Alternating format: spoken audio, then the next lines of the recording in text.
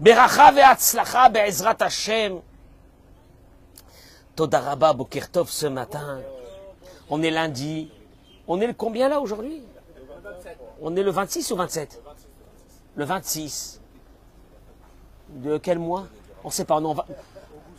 On est en vacances. Eh, Samuel, on est en vacances toute l'année. Je ne sais pas pourquoi on dit qu'on est le 26 août. Ça ne sert à rien. On est le 26. C'est vrai ou non? Baruch Hashem. J'attends que nos amis se connectent.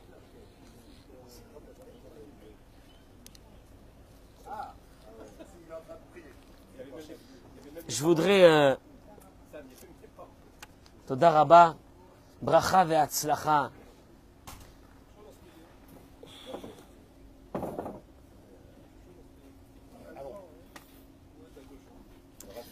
Je voudrais dédier ce cours de Torah. Pour la Refoua Shelema, le bon rétablissement de Ramona Bat Izia.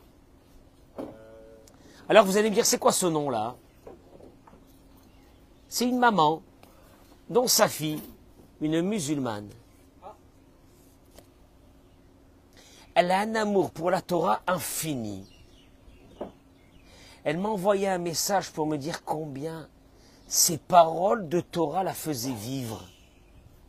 Elle m'a envoyé quelqu'un hier qui est venu, un juif, qui est venu me donner ce message de la part de cette femme qui nous suit. Je dis la vérité. En vérité, notre religion est une religion universelle, avec des valeurs universelles. Et Baruch Hashem, il y a encore des personnes qui ont encore gardé une certaine logique dans ce monde, que nous traversons ce monde et qu'on perd notre temps à se battre entre musulmans et juifs. Comme on s'est battu un jour, Samuel, entre nous et les Allemands. On a eu des guerres qui ont duré 100 ans. Il y a eu des millions de morts. Avec les Anglais, qui étaient nos ennemis. 100 ans. Oh, allô, il reste plus rien. Tu comprends pas c'est quoi l'humanité? Un jour, avec les musulmans, on sera en paix, c'est sûr. Autant qu'on a été en guerre avec les Allemands, en guerre avec les Anglais. Les Anglais, c'était les ennemis. Mais les ennemis héréditaires des Français pendant des générations. Aujourd'hui, tu vas en Angleterre avec le shuttle, là, comment on a, pas le shuttle, là. Le shuttle, l'Eurostar. Je parle du shuttle, c'était à mon époque, on prenait le bateau pour aller en Angleterre. Mais, Baruch Hashem, Olivier vient de sortir de la synagogue. Il cherche une place, il voit qu'il n'y a pas de chaise, il se dit peut-être que je vais... Olivier, amène une chaise. Voilà, il est fatigué. Depuis le matin, il est fatigué. Alors, Refoua Shelema pour Richard Yitzhak, Ben Zahava, Liora Bat Aziza, Sophie Simcha, Bat Michel Ayala, Odette Cohen Bat Mesodi, Monique Esther Bat Odette, Sholtila Bat Odette, Liz Noémie Bat Julie Fricha, Shosim Bat Oraïda, Levana Bat Joël, Esther Cohen Bat Missa, Déborah Isabelle Claire Bat Maïcha, Chayachana Bat Sarah, Esther Bat Ramsa, Yitzhak Ben Machlouf, Albert Avram Ben Shlom, Nissim Ben Fradji. Je voudrais introduire le cours de ce matin par un mot. J'adore le Teilim. J'adore le Teilim. Les psaumes. Les psaumes, c'est moi. C'est une baume dans le cœur. David Amelech Alav Shalom, tout ce qu'il a dit, c'était des paroles qui lui descendaient Beruach HaKodesh. David Amelech, il dit une chose. Oura Kevodi. Réveille-toi, Kevodi. C'est quoi Kevodi? Mon honneur.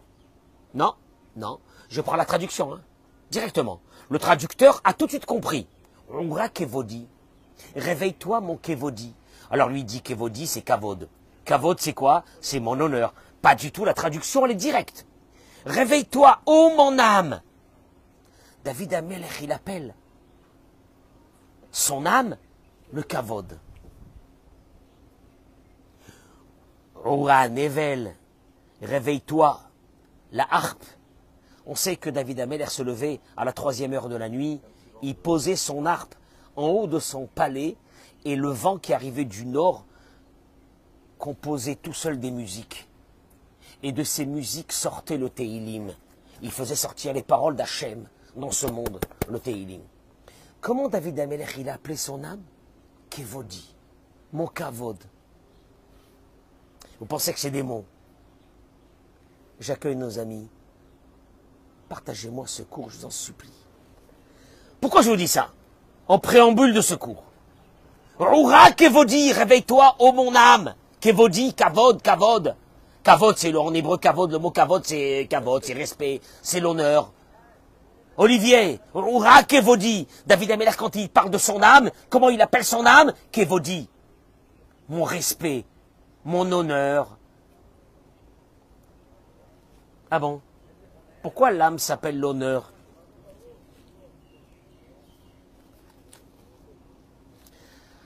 Dans la paracha de cette semaine, que nous allons commencer, Re'e anochi noten lifnechem hayom. Tu peux leur ouvrir le Echal. Ils veulent prendre un Sefer Torah, tu leur donnes le petit Sefer Torah Ashkenaz. Re'e anochi noten lifnechem hayom bracha klala. Je peux traduire les mots. Re'e. Samuel, Re'e. C'est du jamais vu. Parce que Moshe Rabbeinu est en train de leur dire, voilà, je vais vous donner la bénédiction et je vais vous donner la malédiction. D'ailleurs, nos sages nous disent, qu'est-ce que ça veut dire je vais vous donner la bénédiction, je vais vous donner la malédiction? Quoi? C'est-à-dire Dieu il distribue de la bénédiction, il distribue de la malédiction. La Torah, elle dit, et aberacha, la bénédiction, si vous suivez les valeurs de la Torah en soi, ça sera la bénédiction. Et si à Dieu ne plaise, vous vous détournez complètement de mon chemin lui-même est ce qu'on appelle la malédiction. C'est le chemin qui s'appelle la malédiction. C'est pas que je vais t'envoyer une malédiction. En deux mots, en vérité, Eric, tu sais qui c'est qui cause des problèmes à la personne elle-même? C'est soi-même. C'est soi-même. Qui c'est qui cause des moments de bonheur à soi-même? C'est soi-même. C'est clair. Et n'essaye pas de trouver des responsables à tes problèmes, ou de trouver des responsables. Il n'y a pas de responsable. Le seul responsable, c'est toi. Mais ce qui m'intéresse ici, c'est un mot. Re'e. D'ailleurs, c'est le nom de la paracha de cette semaine. Re'e qui veut dire vois, regarde. Nos sages sont interpellés par ce mot de Re'e. Vois. Moi, j'aurais préféré que Moshe dise Vayomer Moshe, Dieu Moshe dit, Ine anochi noten lifnechem, voici je mets devant vous la bénédiction et la malédiction. Mais le mot de Re'e, regarde, qu'est-ce qu'il y a à regarder? Il n'y a pas à regarder, c'est la première fois que dans la Torah il y a un mot qui s'appelle Re'e, regarde. Sauf que, vous allez voir qu'est-ce qu'il y avait derrière cette idée de Moshe Rabbeinu. Celui qui déchiffre ce mot de Re'e, c'est le Da'at Zekenim Ba'ale Atosfot. Les Tosafot ont été à l'époque du Rashi. Certains des Tosafot étaient des petits-enfants de Rashi, comme Rabbeinu Tam, que nous mettons les téphilines de Rabbeinu Tam, c'est le petit-fils de Rashi, qui faisait partie des Tosafot. Il dit, Re'anochi, Re'e, regarde. Mon cher Rabbeinu, la première fois qu'il dit regarde, qu'est-ce que ça veut dire regarde? Vayomer, il dit, mais le mot regard, et mon cher Rabbeinu apparemment, il demande au béni Israël de le regarder. Qu'est-ce que ça veut dire de le regarder? Regardez-moi qui a choisi le chemin divin, un chemin divin. Regardez-moi. Quoi regardez-moi? Qu'est-ce qu'il y a à te regarder, Moshe? Ou les fikachani mishone mikol. Vous avez constaté que je ne ressemble à personne. Ah bon? À qui tu ressembles? À qui tu ressembles? Et le Da'at Zekenim Ba'al Atosfot, il continue. Chez Nehemar, ou Moshe lo yada, ki karan or panav. Moshe Rabbeinu, à ce moment-là, les bénis Israël avaient peur de s'approcher de lui. Il a eu deux rayons qui sortaient de son visage. Il leur dit, regardez-moi, regardez-moi, moi qui ai suivi le chemin divin.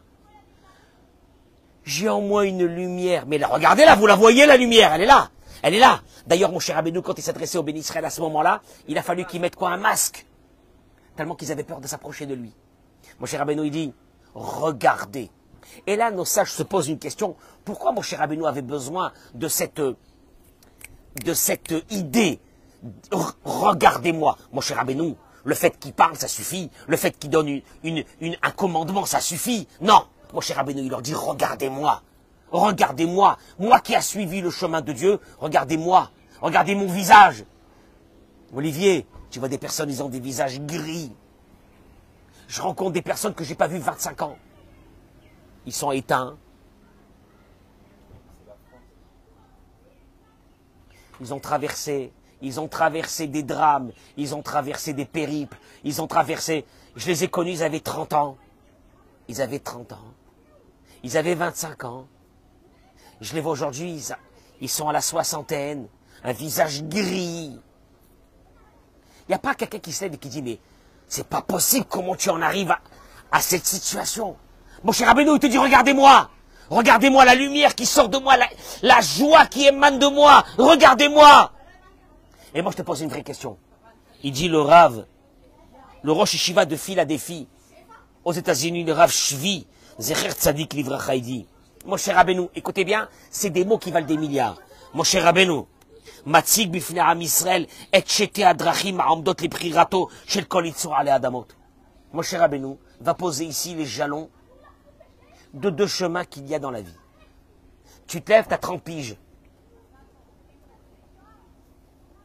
Tu te dis, je suis un requin. J'ai 30 ans, je suis un requin. Quel chemin je vais choisir? Moi, écoute-moi bien. Gérard, j'ai connu des requins. Ma parole aujourd'hui, même pas des anchois, ils sont pas devenus. Mais Et regarde, il te dit, il y a deux chemins dans ta vie. T'as 30 ans, t'as 25 ans, il y a deux chemins dans ta vie. Derech Achad, il y a un chemin. Il est peut-être pas le plus facile. Mais c'est le chemin de la bénédiction dans ta vie, de la protection de Dieu, du foyer que tu vas construire, des enfants que tu vas avoir. Mais c'est dur, hein, il est un peu dur. Il est un peu dur. Tu connais les chemins qui, au début, sont durs, mais après, ils t'amènent vers une autoroute extraordinaire. Et il y a des autoroutes qui t'amènent vers des chemins de campagne. Sinueux, tu sais pas, tu dis purée, j'ai pris ce chemin d'autoroute, je pensais qu'il était le meilleur, il était facile, ah là là, qu'est-ce qui m'a amené? Il te dit le Rav Shvi, Asher tishme'u al mitzvot Adonai Elohechem, si vous suivez les mitzvot. Et il y a le deuxième chemin, le chemin de la malédiction. Si tu penses que tu vas gérer ta vie, que tu vas décider sans la Torah, sans Dieu, sans rien, j'ai besoin de personne, moi, un requin, moi. Il te dit, je t'ai adrachim. Ces deux chemins sont très loin l'un de l'autre. Oulam, mais l'odai bekar, il n'est pas suffisant que tu saches que ces deux chemins sont loin de l'autre. Mon cher Rabbeinu, Corée ou ponez les Am Yisrael. Regarde qu'est-ce que Moshe il fait. Moshe il aurait pu leur expliquer qu'il y a deux chemins. L'un très compliqué, comme je vous ai expliqué, l'autre très facile, qui t'amène vers quelque chose de beau. Et puis Moshe Rabbeinu aurait terminé son discours et il aurait dit au Ben Israël, salut, je m'en vais. Non. Et il dit Moshe Rabbeinu, regardez-moi. Aïnou, habitu bekastar panay. Regardez mon visage. Regardez mon visage. J'approche, je ne sais pas quel âge il est décédé, Moshe Rabbeinu, mais peut-être 120. Hein? 120 ans. Mon cher Rabbeinu, il dit, regardez un vieillard de 120 ans qui a suivi le chemin de Dieu, dans quel état il est. Regardez-moi, regardez-moi. Et alors, et regardez, et observez, et constatez, chez Hodot les Prirati, et Aderech Haïchara, parce que j'avais choisi quand j'étais jeune, le bon chemin, le chemin de la bénédiction. Eh bien, regardez, constatez que je ne suis pas comme n'importe quel homme. Zachiti, j'ai mérité, les Kirun Orpanim, j'ai mérité avoir ce qu'on appelle une lumière qui sort de mon visage. Tu veux que je te dise une chose, Samuel? Tu peux avoir cette lumière sur ton visage aujourd'hui. C'est quand tu vas prendre quelqu'un de 80 ans, que ça fait 20 ans, 30 ans.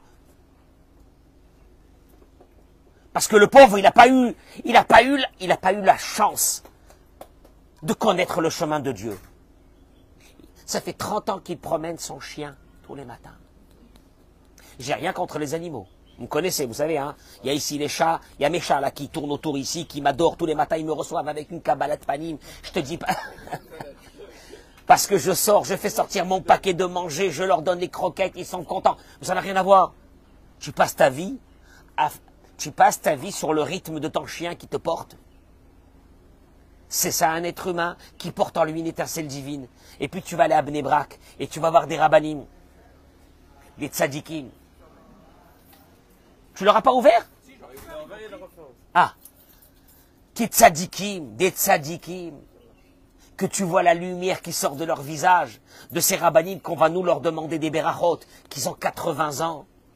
Et tu te dis, maman, tu peux terminer ta vie comme ça, ou ta vie comme ça, lama, pourquoi? Mais mon cher Rabbeinu, il dit, ça suffit pas de savoir ça. Il te dit, le Rav, que l'odaï be'edia,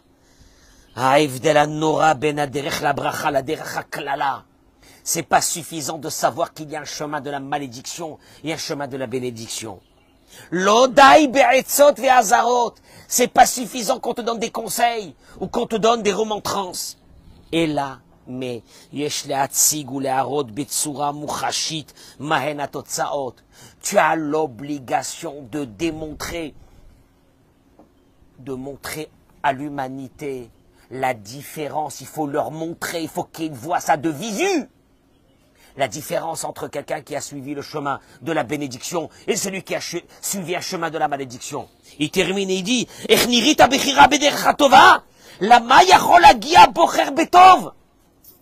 celui qui a suivi le chemin de la Torah. C'est pas suffisant que tu lui dis, tu sais, il y a un bon chemin, il y a un mauvais chemin.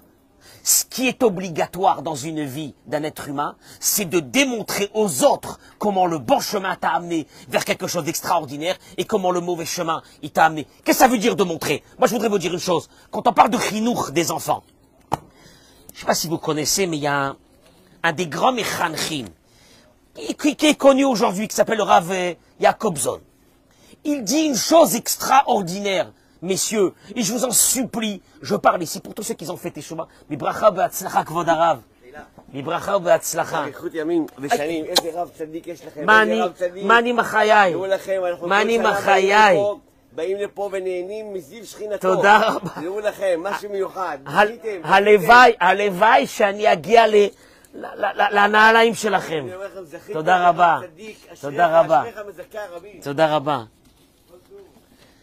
Le Rav Yechiel Jacobson, il dit une chose extraordinaire, il dit, dans son livre, Altecheta Ubayeled, il dit une chose, il dit comment se fait-il que de nombreux parents qui ont fait Teshuvah, leurs enfants ne suivent pas leur chemin. Comment de nombreux personnes qui sont dans les valeurs de la Torah, dans la religion, dans la tradition, les enfants n'ont pas suivi ce chemin. Quel est le problème? Qu'est-ce qui se passe? Il dit une chose. Il dit, écoutez-moi bien, parce que je vais vous dire une chose. La religion, c'est pas des choses qu'on parle. La religion, c'est des choses qu'on vit. Et il faut que ceux qui sont autour de toi le voient, pas l'entendent. Moshe Rabbeinu, il n'aura pas dit, vous savez, la bénédiction, la malédiction. Moshe Rabbeinu leur a dit, regardez-moi. Regardez-moi. Pourtant, Moshe Rabbeinu était l'homme le plus anave. Il était l'homme le plus humble qu'il y avait sur la terre. Mais il leur a dit, Moshe Rabbeinu, il y a un moment donné dans la vie, il faut que tu vois les choses pour qu'ils t'imprègnent. Il faut que tu les regardes. Regardez-moi, à mon âge. Regardez ma lumière. Regardez comment je suis à mon âge. Regardez la joie que j'ai à mon âge. Regardez la passion que j'ai pour Dieu à mon âge. Je suis pas, mon cher Rabbeinu te dit, c'est pas parce que t'as 60 ans, t'as 70 ans, t'as 80 ans, tu t'éteins, tu vaux plus rien, t'es à moins que rien. Au contraire, regardez-moi, la lumière qui m'habite. Il dit le Rav Jacobson, je vais vous dire une chose. Vous savez pourquoi toutes ces familles de Baal et Teshuvah, de ceux qui ont fait Teshuvah, de ceux qui étaient religieux, de ceux qui avaient des valeurs, leurs enfants n'ont pas suivi leur chemin. Il dit une chose extraordinaire. Il dit, la chose la plus grave, aujourd'hui, en 2024, chez Shotfim,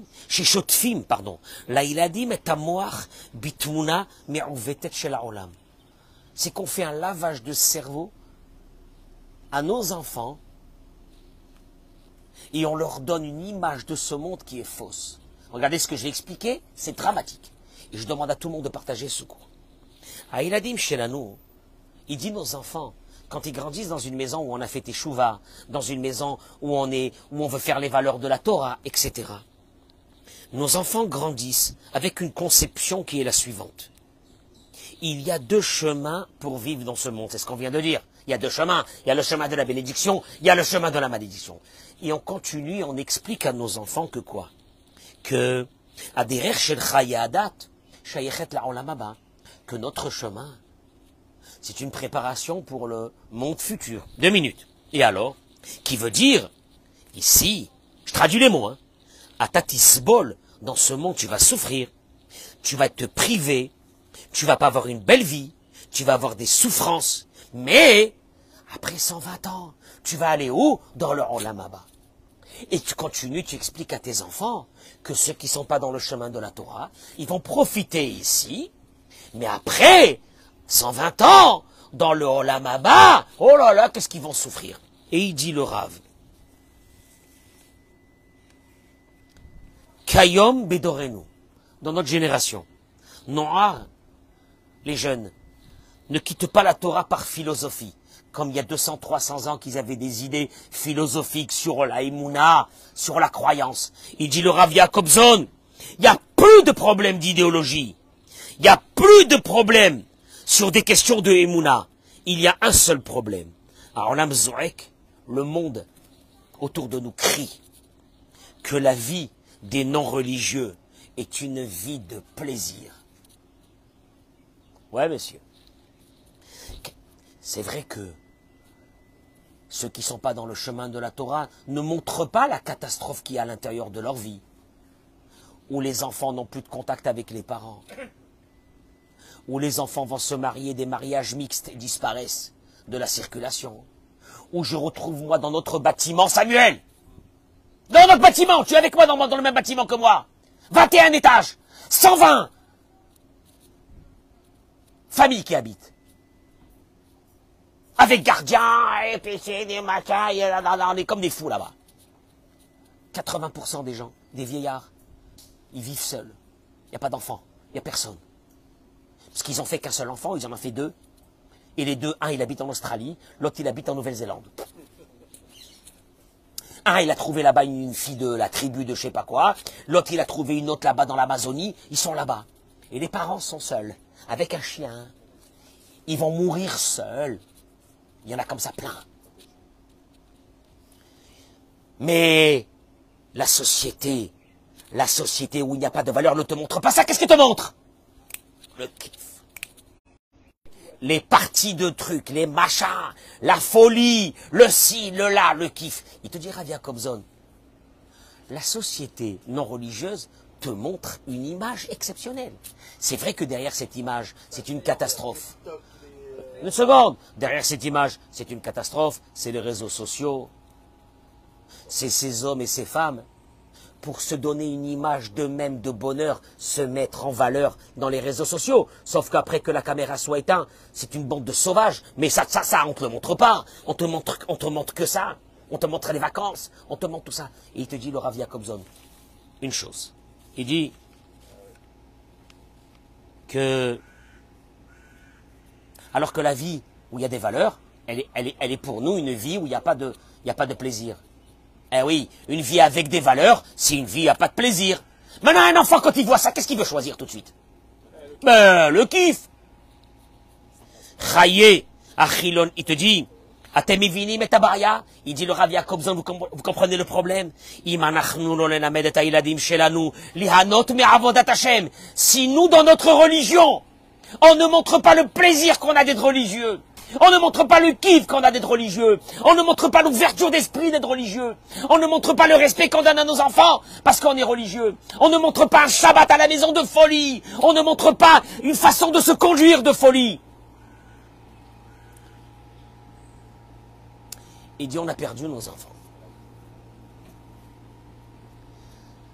C'est un réquisitoire que je donne ce matin. Moi, j'ai eu la chance de venir de parents qui étaient religieux Depuis tout le temps. Quand j'ai depuis tout le temps, depuis que j'étais très très très très jeune. Et donc j'ai vécu une vie de religieux détendu. Une vie de religieux belle. Une vie de religieux épanoui. Une vie de religieux où j'ai vu mes parents se conduire l'un vis-à-vis de l'autre de façon exceptionnelle. Une vie de religieux où les Shabbats c'était des Shabbats de folie à la maison. Une vie de religieux où les fêtes c'était des fêtes de folie à la maison. Ni moi, ni mes frères et mes sœurs, on a eu un jour l'envie de quitter ce monde. Il était beau, enfin voyant. Mais quand tu rentres dans une vie, parce que t'as pris la religion, et tu l'as pris mais triste, tu l'as pris dur, tu l'as pris où il n'y a pas de... Il y a un qui m'a dit, je vais tuer mon fils, il a mangé du chocolat. Chalavi, mais pas Chalav Israël. Je lui ai dit, je vais te tuer à toi qui ne mange pas du Chalav, ce chocolat. Toi, je vais te tuer, pas à lui. Pas à lui, mais à toi, je vais te tuer. Ah bon, comment un rabbin, il peut parler comme ça? Je lui ai dit, regarde-moi bien. Moi, mes enfants, je les ai laissés manger du Chalav non juif. Ils ont kiffé tant qu'ils ont voulu. Et un bon matin, ils ont pris la décision d'arrêter. Seul. J'ai pas dit un mot. Ouais. Ah bon, c'est ça la religion? Oui. Parce que la tienne, tu vas perdre tes enfants, toi, ta religion. Tu vas voir. Tu vas voir, tes enfants, ils vont terminer. Mais moi, j'ai voulu donner à mes enfants que la religion, c'est beau. La religion, c'est bon. La religion, c'est le meilleur. La religion, c'est le kiff. C'est ça, la religion. La religion, c'est papa et maman, comment ils se conduisent à la maison. La religion, c'est comment on est vis-à-vis des gens. La religion, c'est que t'es épanoui. Il dit la chose suivante. Il dit, si tu donnes pas à tes enfants cette forme de religion que je viens d'expliquer, quelles sont leurs chances en pourcentage de réussir la guerre? C'est d'envoyer nos enfants au champ de bataille sans leur donner des armes. Si nous ne donnons pas à nos enfants le plaisir d'avoir les valeurs juives, qu'est-ce que tu veux qu'il reste de rien? Zéro. Je t'annonce zéro. C'est le problème de beaucoup de familles que j'aime beaucoup, qu'ils ont fait teshuva et qu'ils ont cru que faire teshuva, c'est de devenir un ouf, c'est devenir fou, c'est devenir triste, c'est devenir intransigeant. Laisse la halakha. Sauve l'âme de tes enfants d'abord avant de parler de la halakha. Il faut que tes enfants, ils veulent rester dans cette maison. Il faut que tes enfants, ils veulent adhérer à tes idées. Détends-toi. Dieu, il a le temps avec toi. Détends-toi. Sauve tes enfants. Montre-leur c'est quoi la religion juive. Montre-leur c'est quoi de respecter un Shabbat. Bien sûr que si tu reviens à la maison, toi, le Shabbat est fracassé de la tête parce que tu as bu un demi-litre de pastis et que tu rentres à la maison et que tu hurles. Comme beaucoup de ces religieux, pseudo-religieux. Leurs enfants, aucun ne garde Shabbat. Et tu veux que je te dise, ils ont raison. Kol hakavod. Si c'est ça Shabbat, c'est pas la peine de Shabbat. Si Shabbat c'est un père qui fume pas et qu'il est fou, c'est mieux de fumer. Shabbat. Si garder un Shabbat c'est l'horreur dans une maison, c'est pas la peine ce Shabbat. Il vaut mieux qu'ils sortent complètement de la religion et qu'ils refassent eux-mêmes leur religion un jour. Ouais. Ah bon. Vous pensez que, hein, non, c'est pas trop excessif? Non. Il dit le Rav Jacobson, vous avez perdu la guerre avant de l'avoir commencé. Si vous pensez que vous allez expliquer à vos enfants que dans ce monde c'est la souffrance et que plus tard on aura le onamama, ça intéresse personne.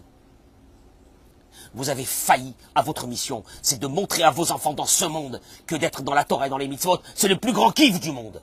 Ouais, mon pote. J'ai l'air, Gérard, j'ai l'air mortifié. Comment? J'ai l'air misquin. Comment? Le pauvre, le Rav Cohen, il est... Oh là, le pauvre, il est religieux Eric, il est religieux depuis 60 ans, le pauvre. Dans quel état il doit être, maman? Eric! Tu m'entends ou non? Olivier, réveille-toi! Il dort. Hachem Ishma. Réveille-toi. Il a dormi, ma parole, il a dormi. Mais c'est pas ça, c'est que ma voix, elle endort. Hein? Que Dieu soit avec lui. Amen, Kenny Ratson. Bracha ve'atzlacha, Kadosh Baruch Hu, il va être avec lui. Be'ezrat Hashem, Kadosh Baruch Hu, il va être avec lui. Tu vas voir, tu vas voir, tu vas voir, tu vas voir. Kadosh Baruch Hu va être avec toi. Il dit, je termine par quelques mots, Béhémet. Et là, mon cher Rabbeinu te dit, tu sais c'est quoi la religion? C'est pas les paroles que je te dis. Regarde-moi, Réé, Réé, regarde-moi à mon âge, comment je suis. Il leur dit, mon cher Rabbeinu, regardez-moi. Et allez voir un autre vieillard qui a fait les 400 coups toute sa vie, dans quel état il est. Regardez-moi. T'as vu c'est quoi la religion? T'as vu c'est quoi la religion? C'est ça. Je termine par des mots. Il dit une chose. Mesdames et messieurs, il dit Laura, il dit que, je vous en supplie, ne prenez pas l'éducation de vos enfants comme une punition. Il faut vous rappeler des paroles que nos sages ont dit. Laura lecha melacha ligmor. Nos sages ont dit dans Pirkei Avot, c'est pas à toi qui incombe de terminer le travail. J'explique. Ne prenez pas sur vous avec un stress énorme. Énorme, l'éducation de mes enfants, l'éducation de mes enfants. Détends-toi. Les familles. Des fois, des fois, des choses que tu t'es tué pendant des années de dire à tes enfants, ça n'a pas marché. Azman, on sait. Le temps, il fait. Le temps. Entre-temps, tu chauffes tes enfants. Tu les respectes. Tu les prends. Tu leur montres combien tu les aimes, comme il est, combien tu les aimes. Et puis il y a certains qui se prennent pour des grands éducateurs, des malades mentaux, qu'il faut mettre en prison, en urgence. Ils ont détruit l'âme de leurs enfants, ils les ont dégoûtés de la religion. Des malades, des malades, des malades. Moi qui viens du monde religieux, j'ai une religion détendue, de kiff, une religion de kiff. Eh bien, mes enfants ne se sont jamais posé la question un bon matin, est-ce que je reste religieux ou je reste pas religieux? Et je peux vous dire une chose, je dis à mes enfants, faites ce que vous voulez. Juste une chose, sachez le bon chemin. J'ai jamais dit à mes enfants, hey, ça, la tsniout, et les bails, le machin, Aujourd'hui, mes enfants sont mariés avec des avrichim. Ayesh, Akara, détends-toi. Il te dit, les umadzot. Une chose. Yeladim shelachatsu otam vega'aru bahem. Des enfants qu'on a hurlé sur eux, qu'on leur a crié de s'asseoir sur la table du Shabbat. Ah, parce qu'en vérité, Eric, le seul moment qui reste encore à ces personnes pour éduquer, c'est quand? C'est Shabbat. La semaine, ils sont pas là. Alors qu'ils auraient dû être là la semaine et pas être là Shabbat. Ouais, ça aurait été mieux. Mais bon, ils sont là Shabbat. Et qu'ils ont hurlé à leurs enfants pour qu'ils se réveillent et pour qu'ils viennent dans la table de Shabbat. Regardez les mots de la Torah. Regardez les mots de la Torah. Après, vous allez dire, ah bon. Ils n'ont fait qu'une chose, de développer la haine de la table de Shabbat sur leurs enfants.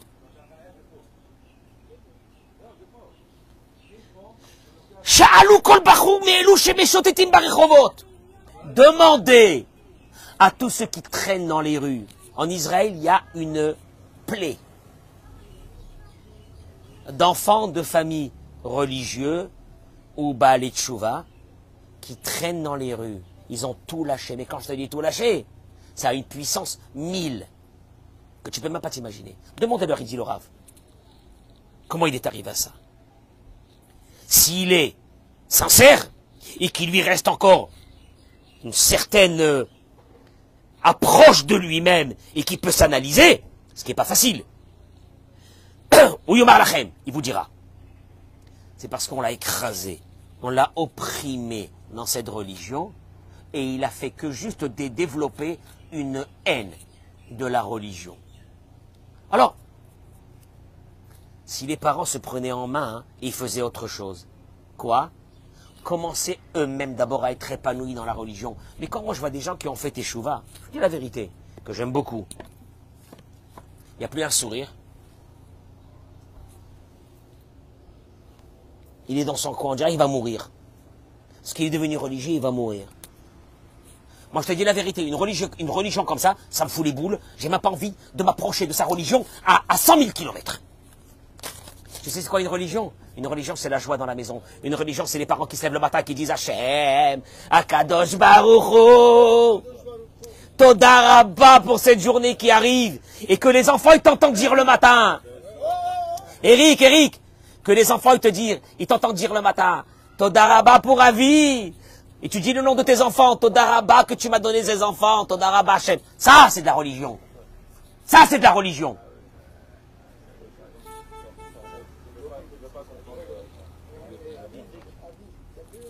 Ça rejoint un peu un des cours que j'ai fait la semaine dernière. Mais l'éducation ne peut venir que par quelqu'un qui s'est éduqué soi-même et qui a compris c'est quoi la religion. Et juste un dernier mot. Il dit la chose suivante, que prenez sur vous, chers parents, Loli Tarzer, ne devenez pas cruel vis-à-vis de vos enfants. Rabbi Nachman, il dit, c'est interdit. Il y a une interdiction de la Torah, dit Rabbi Nachman, de maltraiter un enfant. Pourquoi? Il dit, parce que simplement cet enfant, il ne t'appartient pas. C'est un prêt de Dieu. Un prêt. Un gage. Il ne t'appartient pas, il n'est pas à toi. C'est un gage. Toi, tu n'avais qu'une fonction. Le porter vers des hauteurs. Mais pour le porter vers des hauteurs, il fallait qu'il ait une âme qui soit forte. Il fallait qu'il ait une âme qui soit bonne. Il fallait qu'il ait la joie en lui. Il fallait qu'il ait le kiff en lui. C'est ça. Sinon, ça ne marche pas. Je peux vous dire une vraie chose. Le mot de la fin.